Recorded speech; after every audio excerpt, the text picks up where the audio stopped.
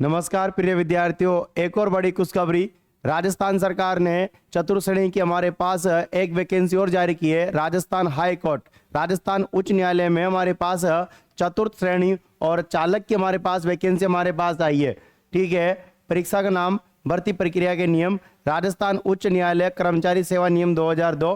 ठीक है, राजस्थान अधीनस्थ न्यायालय चालक, ये चालक और चतुर्थ श्रेणी कर्मचारी के हमारे पास वैकेंसी हमारे पास नई वैकेंसी है।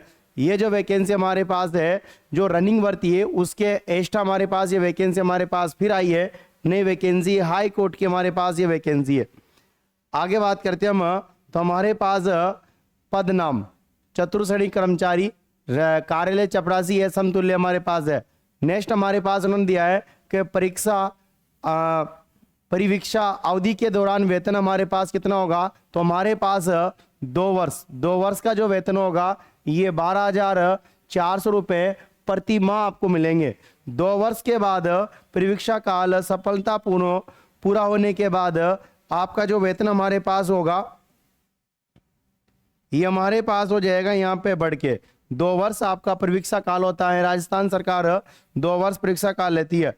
उसके बाद हमारे पास जो वेतन आता है ये 17,700 से 56,200, ये हमारे पास वेतन में इंक्रीज आपका बढ़ता रहेगा। प्रत्येक साल हमारे पास वेतन बढ़ेगा। आगे बात करते हैं हम कि हमारे पास ऑनलाइन आवेदन करने की प्रक्रिया क्या होगी। तो ये जो हमारे पास है, जो इनकी वेबसाइट हमारे पास है, राजस्थान हाई कोर्ट की वेबसाइट हमारे पास है, और वेबसाइट हमारे पास है www.highcourt.raj.rajasthan.nic.in। ये हमारे पास जो है ये वेबसाइट में आपके आवेदन स्टार्ट हो जाएंगे हमारे पास। आगे बात करते हैं कि आवेदन कब से स्टार्ट हमारे पास हो रहे हैं। नेक्स्ट आगे चर्चा करते हैं हम यहाँ पे ये राजस्थान हाई कोर्ट जो हमारे पास डिपार्टमेंट है और ये कब से आपका आवेदन ले रहा है।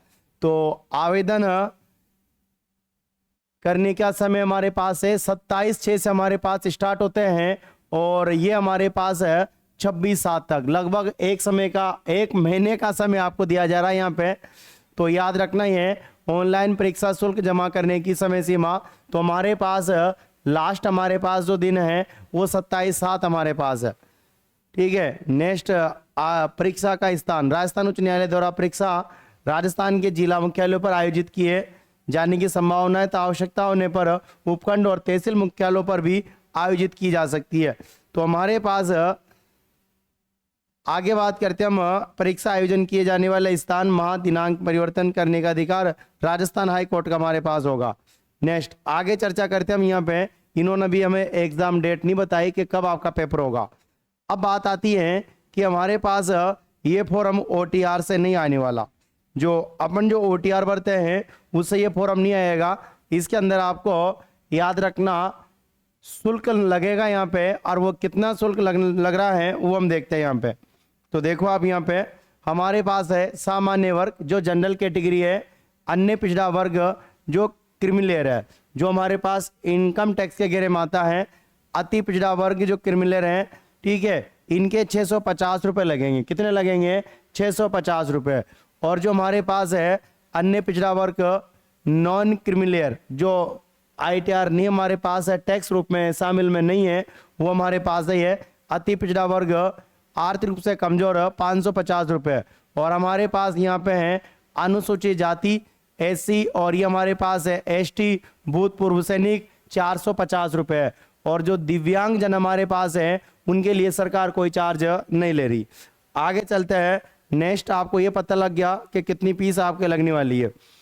आगे पॉइंट हमारे पास ये आता है कि फॉर्म में हमारे पास इसके फॉर्म में क्वेश्चन हमारे पास कितने आएंगे हमें ये देखना होगा। अब तो आगे चलते हैं, यहाँ पे ऐसा कुछ नहीं है। नेक्स्ट पेज लेते हैं हम यहाँ पे, यहाँ भी हमारे पास अपने काम का पेज नहीं है। आगे चलते हैं, नेक्स्ट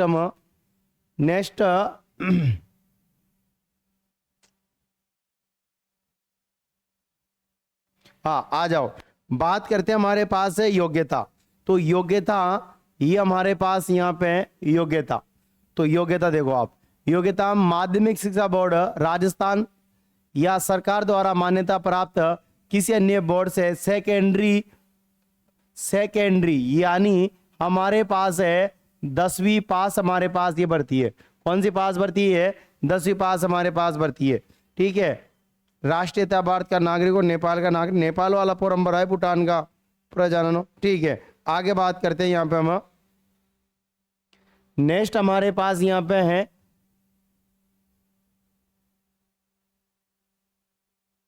कितने उम्र का हमारे पास यहाँ पे फॉर्म भर सकता है, वो हमें यहाँ देखना है।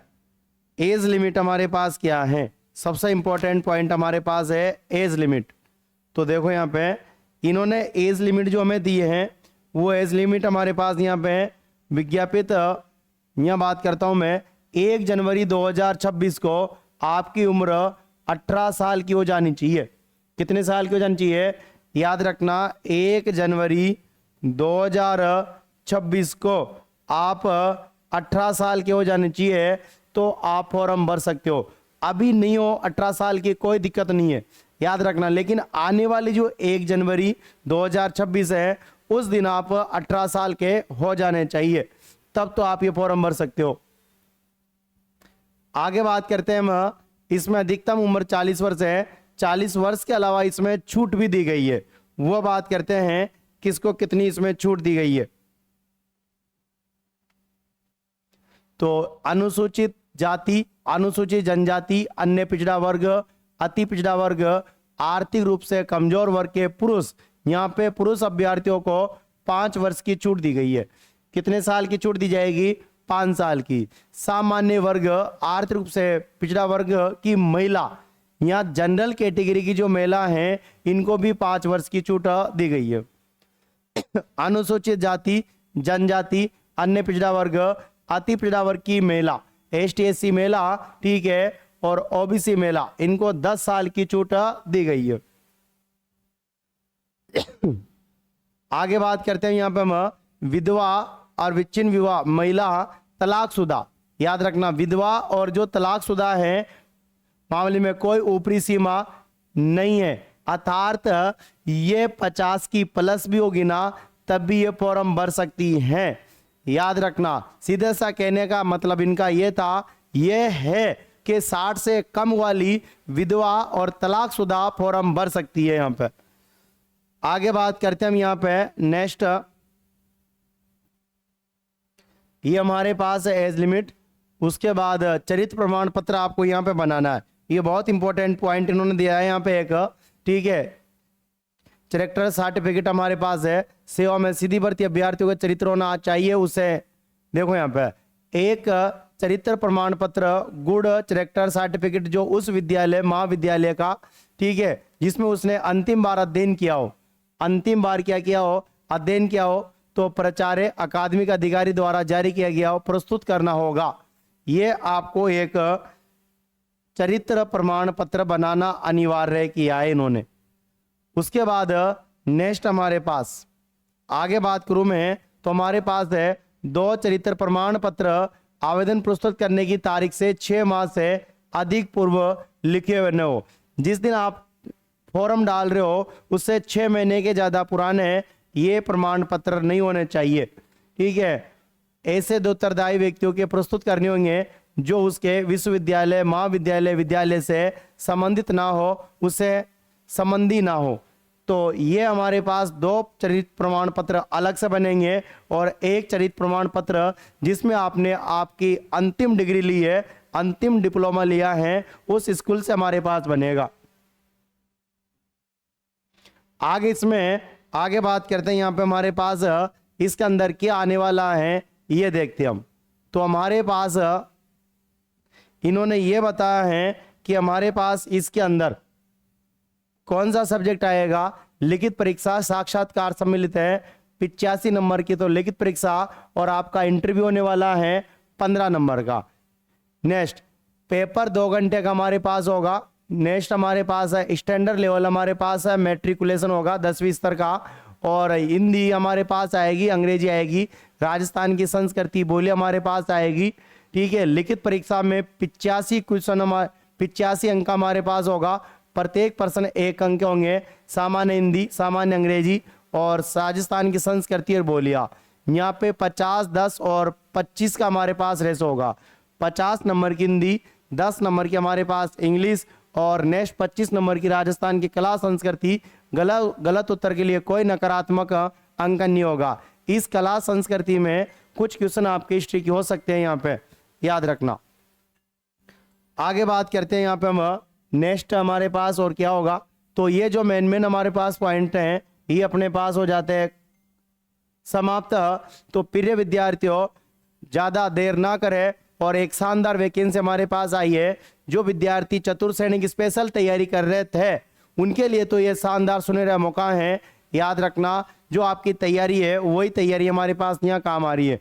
वहाँ भी आप हिंदी पढ़ेंगे, वहाँ हमारे पास आप इंग्लिश पढ़ेंगे और वहाँ हमारे पास आप जीके पढ़ेंगे। तो वही तैयारी आपके यहाँ पे काम आ रही है। तो ऐसा मौका आज से ना चूक जाए। थैंक यू, धन्यवाद, बेस्ट ऑफ लक, जय हिंद, जय भारत।